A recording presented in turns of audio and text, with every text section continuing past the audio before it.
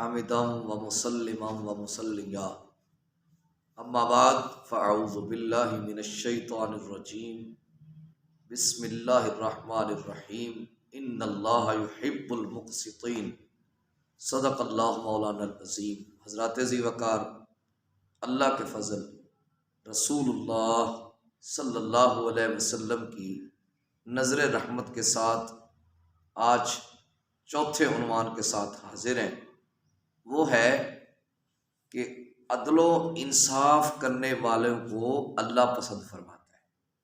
اللہ رب العزت نے ارشاد فرمایا ان اللہ یحب المقسطین، اللہ تعالیٰ عدل کرنے والوں سے محبت فرماتا ہے۔ یوں تو پوری دنیا اس چیز کے دعوے دار ہے کہ ہم عدل و انصاف کے ساتھ تمام معاملات طے کرتے ہیں، لیکن ہم عدل و انصاف تب تسلیم کریں گے جب کوئی بھی فیصلہ کیا جائے تو اس کو قرآن کے سامنے پیش کیا جائے، حدیث کے سامنے پیش کیا جائے، بزرگان دین کے اقوال کے سامنے پیش کیا جائے۔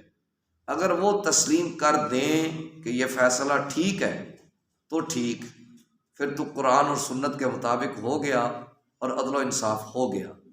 اگر وہ کہہ دیں کہ یہ قرآن کے مطابق نہیں، حدیث کے مطابق نہیں، بزرگوں کے اقوال کے مطابق نہیں، تو پھر عدل و انصاف سے کام نہیں لیا جا رہا۔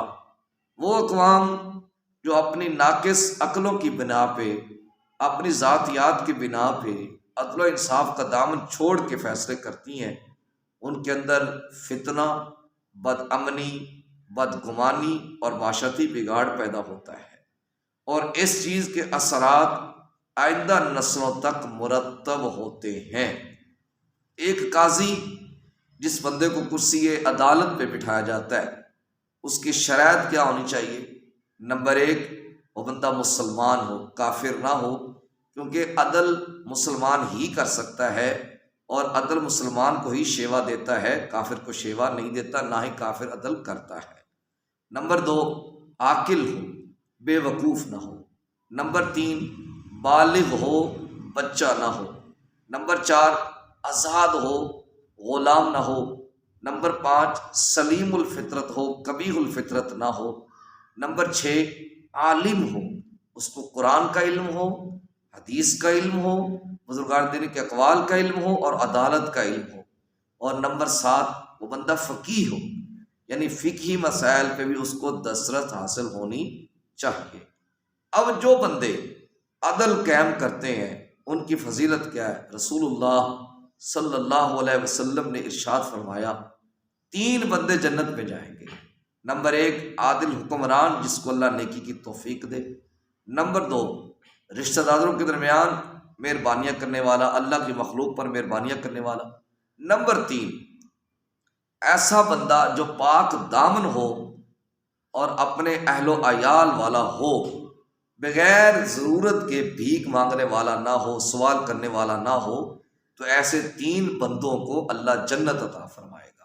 دوسری حدیث شریف ہے، حضرت عبداللہ بن العاص رضی اللہ تعالیٰ عنہ سے روایت ہے، رسول اللہ صلی اللہ علیہ وسلم نے ارشاد فرمایا جو بندہ عدل و انصاف اختیار کرتا ہے، عدل سے کام لیتا ہے، وہ اللہ کے نزدیک نور کے ممبر پہ جلوہ فراز ہوں گے، اور جو ان کے ذمہ کام لگائے گئے ہیں، فیصلے کرتے ہیں اپنے گھر والوں کے ساتھ، اپنے فرائض میں کسی قسم کی کوتاہی نہیں برتتے، تو ایسے بندوں کو ان اعزازات سے نوازا جائے گا۔ اب ہر معاملے میں عدل ہونا چاہیے۔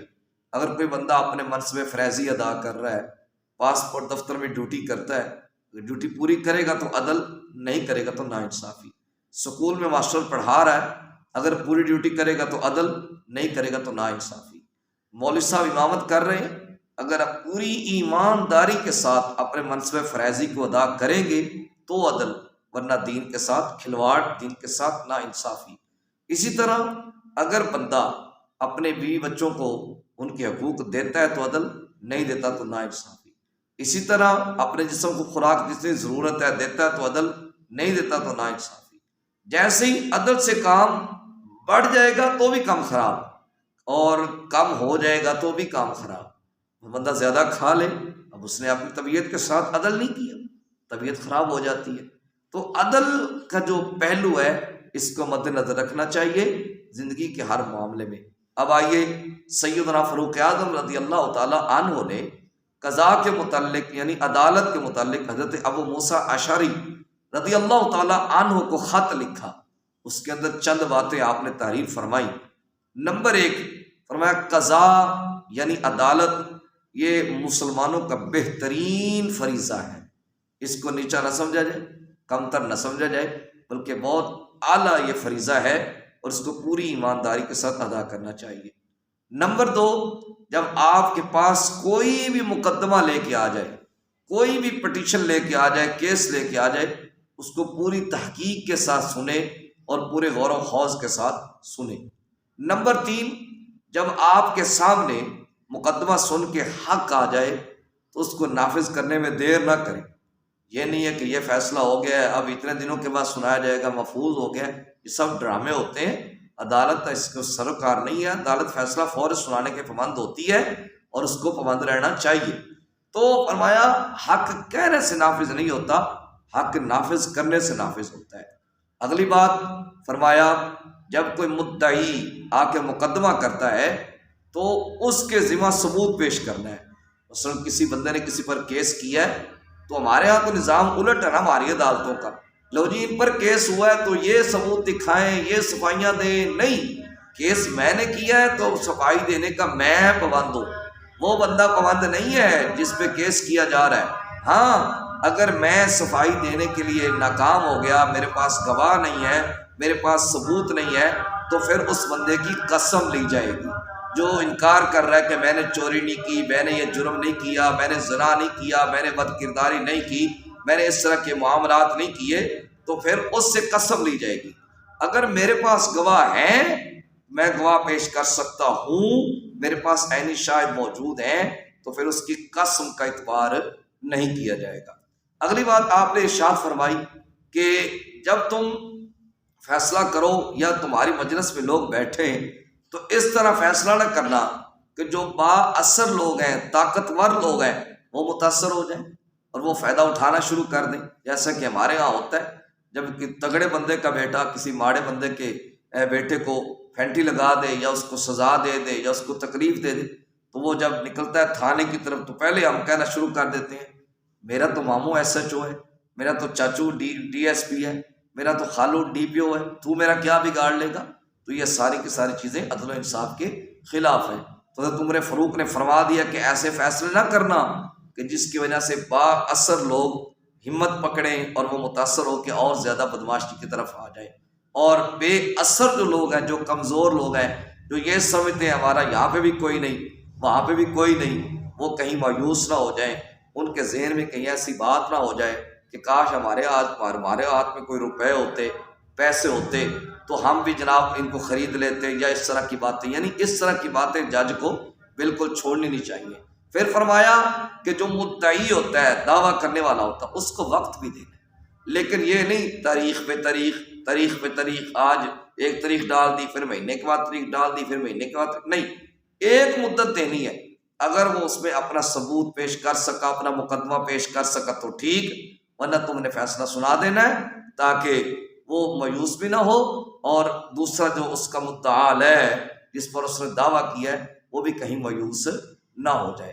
پھر فرمایا کہ دو بندوں کے درمیان صلح کروانا اچھی عبادت ہے، اچھی چیز ہے، لیکن جہاں پہ حلال چیز کو حرام بنا کے صلح کروائی جائے اور حرام کو حلال بنا کے صلح کروائی جائے تو ایسی صلح ہرگز نہیں کروانی۔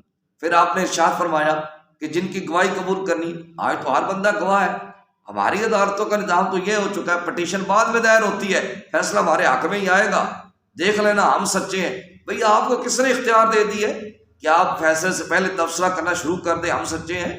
لہٰذا اس طرح کی باتیں نہیں کرنی چاہیے۔